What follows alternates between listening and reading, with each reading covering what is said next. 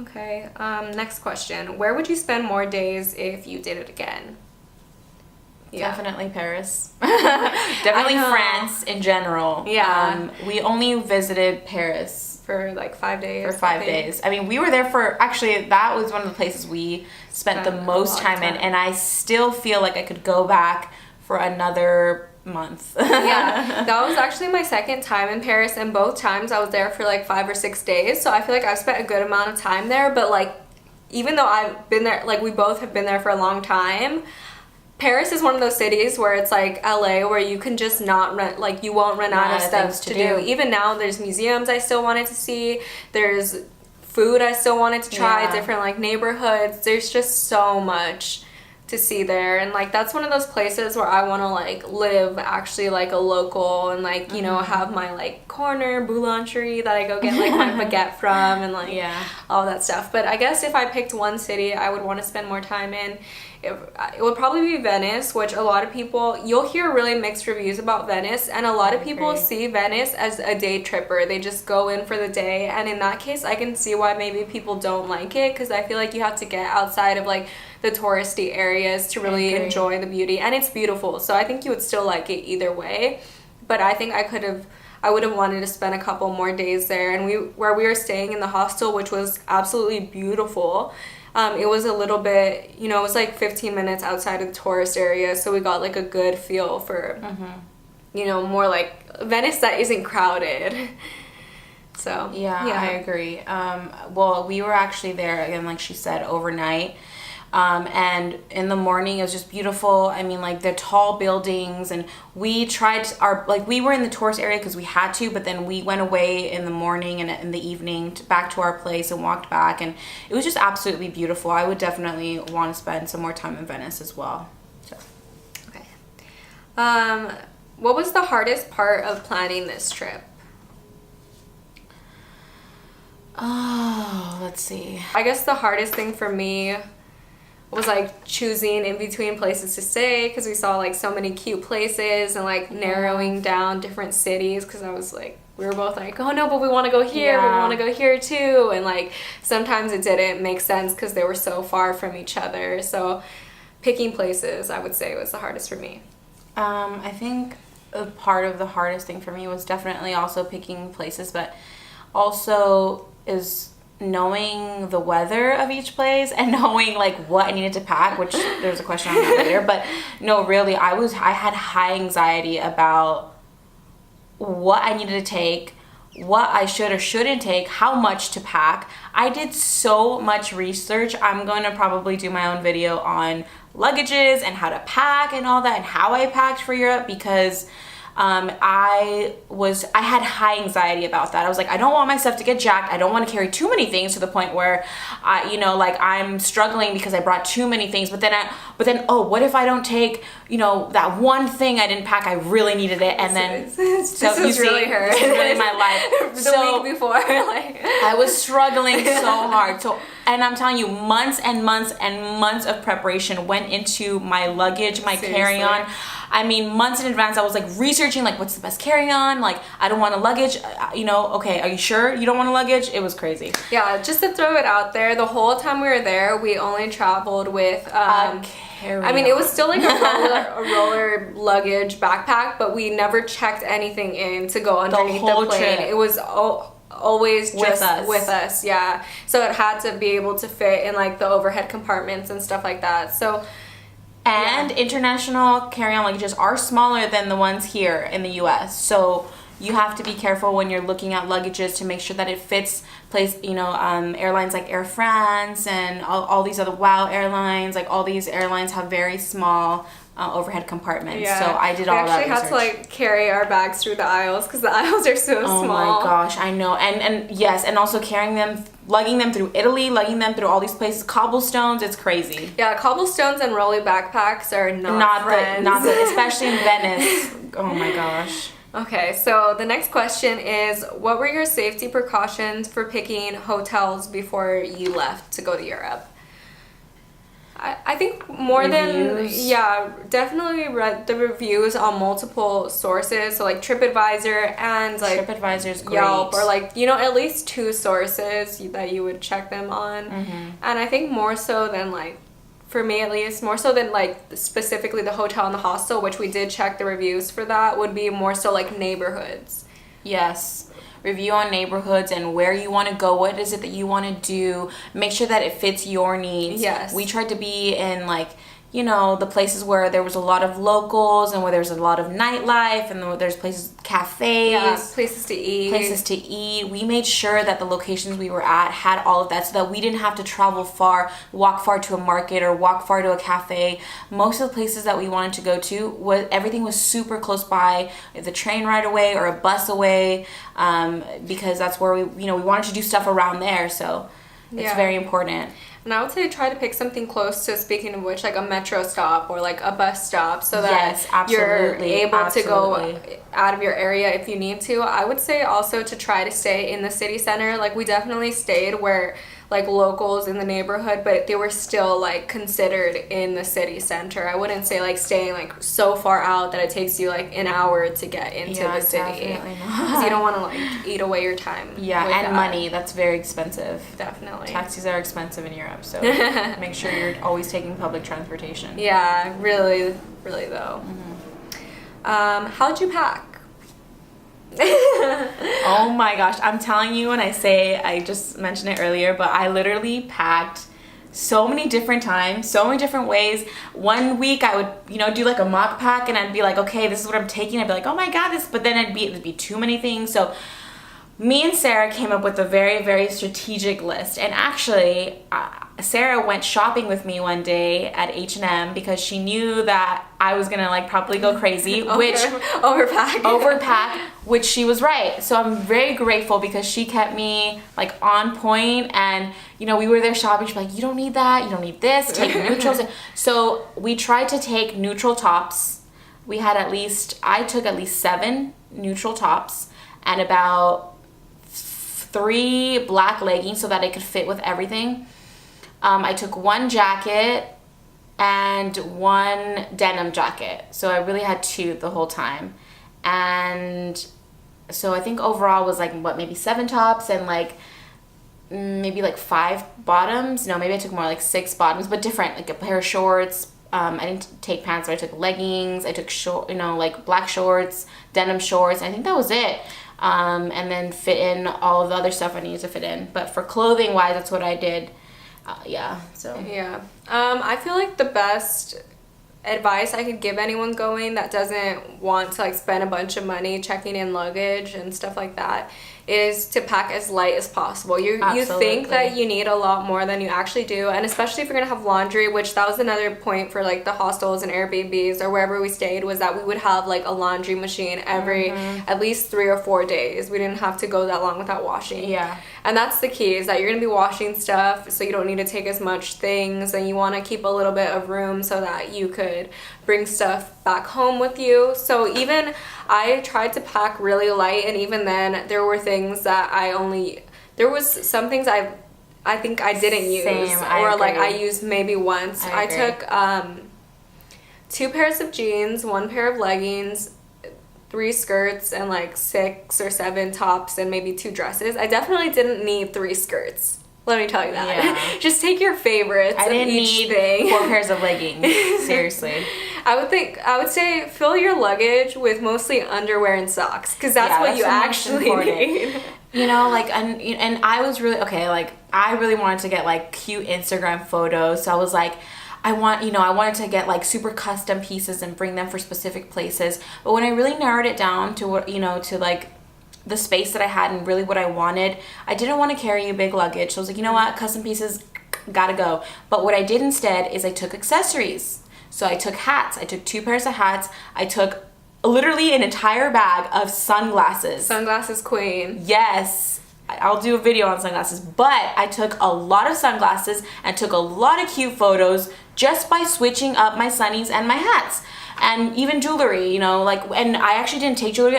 We purposely bought some in Spain and London because that's what we, you know, that's sort of, so that's the other thing. Make sure that you have space for souvenirs. So I didn't take certain things because I wanted to buy it over there. So you have to be very strategic when you pack for these things, especially if you're going for, you know, 2 weeks to 4 weeks. Like, you have to be very, you know, very frugal. Another thing that worked for her was that she ended up figuring out some stuff that she didn't need. I think it was in like Paris or something, and she shipped it back home. So she already knew at that point that she wasn't going to need it. So she just threw down some cash and just shipped it back home so she wouldn't have to worry about it. So that's good if like you get there and then you realize, oh, I don't need this. I don't want to like lug it around with me. Yeah, that was actually a really, really good thing.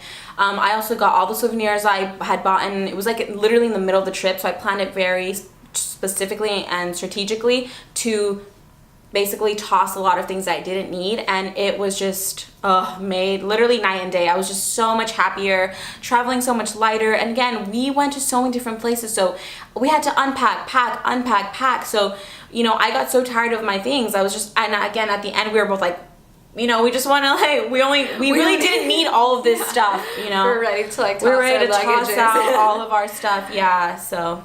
Yeah, and that's another thing with packing too, like she said, was that we are going to be in different weather zones. So my advice to you when packing a trip was to try to keep the places you're going all kind of around the same like type of weather, so that you don't have to pack like stuff for cold weather and stuff for like super hot and like swimsuits. Like, it's two different, and you're not going to need that cold stuff when you're in the hot, you know, and you can't get rid of the hot stuff because you know you're going to go there eventually. So I would say try to keep it within the same weather temperature zone. And when we started in London and Amsterdam, so those places were actually the coolest places. So we really, you know, after that I basically sent back some leggings or some pair of jeans, you know, because I didn't need them anymore. I knew I wasn't going to need them. So, you know, that's another thing that you could do, that it's a possibility for you. And but again, overall, I just suggest that you stick to, like she said, similar weather zones. Okay. What was the biggest problems you ran into? I think I didn't expect to be as tired as I was. I didn't realize how much traveling takes out of you, both mentally and physically. That was something that I really did not expect. I remember the first day, maybe it was like a couple days after we had just landed, and we went to, literally we landed and we just booked it. We literally went to we went to the London Eye. That same day that we landed, we just went boom, like, we got to see stuff. We got to go. And the next day too, we didn't stop until the third day. We literally slept in until like, I don't know, like 12 o'clock in the afternoon, because we were so tired, because we hadn't given ourselves any time to rest. So I really didn't expect to be as tired as I was initially. You know, with the jet lag, I completely didn't realize, like, oh, you know, my body's adjusting. I just went through all these different time zones. Yeah, and we were walking so much. And we walked so much. Oh my gosh, we walked everywhere. So take a good pair of tennies. But that's another reason why we're so tired all the time. Okay. Technical difficulties. Damn, back on. I know. They're gonna do you like that. Damn, camera, you did me dirty. Okay, anyway, so I was in the middle of, what was I saying? Just like good pair of tennies. Oh yeah, take a good pair of tennies. But no, yeah, we were so tired because we were walking everywhere. So just be aware that you are going to be walking places. So just take into consideration that it's also going to be hot. So, you know, you need to like space out the things that you do, and also try not to set your schedule for the day, because then you're not going to enjoy yourself. Yeah. You know, I didn't expect that. Like, the days that we tried to push ourselves, I was like not happy at all. And I didn't expect that. I'm like, why am I so grumpy and tired? It's because I was tired, and we weren't taking time for ourselves to really just have some downtime, to chill. Yeah. Okay. We have a bonus question. What's the best way to communicate with locals? Okay, so I would say, like, the best way, I think that you should do your research at least a little bit about each place and the customs that they normally practice. I know in some places it's more different, so it's more important that you know those things, and like especially with tipping and stuff, you don't want to seem rude. So I would say just know where you're going and how people typically act with each other. Because you have to remember, you're coming into their space. Like, you're going to their country to visit their customs and their culture and stuff. So I think you should just be extra, like, understanding of that and extra, not gracious, but, like, don't expect them to, like, speak English. Like, try to at least say hi to them in their language. And then if you can, ask them if they speak English in their language. If you like don't know or whatever, then like, you know, obviously you're gonna try to speak to them in English and see if they speak English. But I would just say don't be one of those like rude Americans that just expects everyone to like speak English, and like try not to get like weirded out, like be like, oh well, we don't do this in America, and like things aren't like this in America and stuff like that. Just, you know, like you're in their space, and like, you know, appreciate it for what it is. Exactly. I think, you know, there's different ways of communication. So first of all, make sure that you at least, like Sarah said, know how to say hello in everybody's language.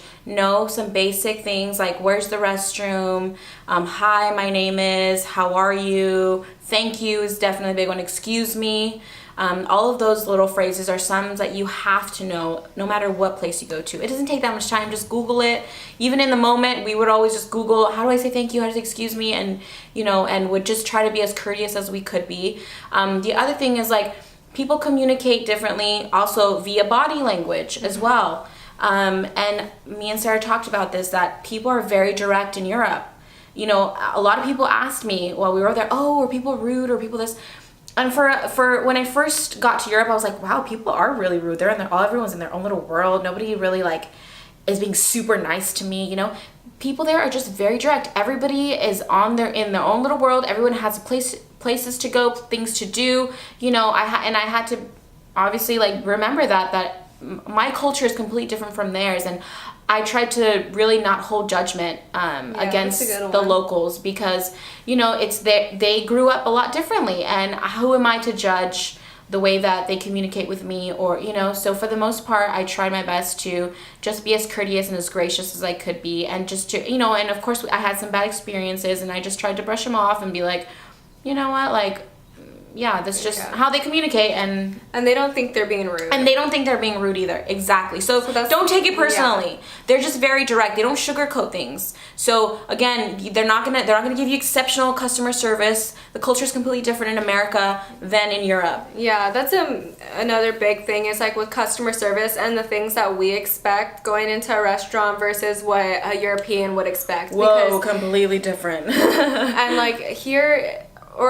there, everyone is kind of like, since they have that social program of like everyone being taken care of, it makes everyone feel like they're on the same field, so they feel like everyone's equal, so they don't feel like that they have to be like, because you're the customer paying money, they don't have to like treat you like you're a god or something, because you guys are all the same, so why would they have to treat you that way? Because you guys are equal, and they aren't working for tips. Like, it is nice and customary to leave like a small tip, but the reason that people here in the restaurant industry, which I work in the restaurant industry, the reason that why they're so nice to you is because they want your tips. It's not because they're just nicer people and like Americans are inherently more good or nice. It's just like, no, they know that you're gonna leave a tip and they want a good one, so they're gonna like be super, super, super nice to you. So they don't have to do that in Europe. So it's just, if I didn't have to be really nice to people, I don't know if I would. Exactly. No, I'm just kidding. But it's true though. Yeah, so just be aware of that. Yeah. Like, you're not going to get the best service, and don't be upset about it.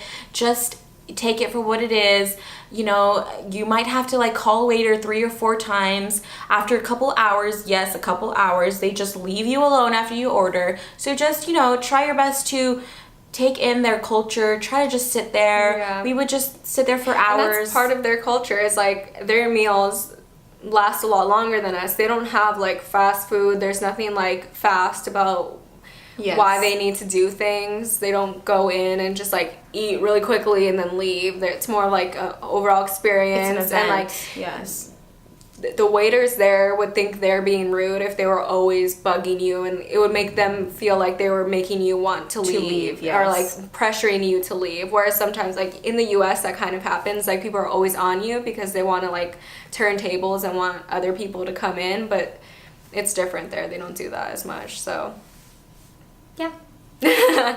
Okay, so this is I think that was our last question, and this is kind of a long video already, so we'll leave you there and we'll see you on our next video. Thank you for watching. Thank you, and subscribe.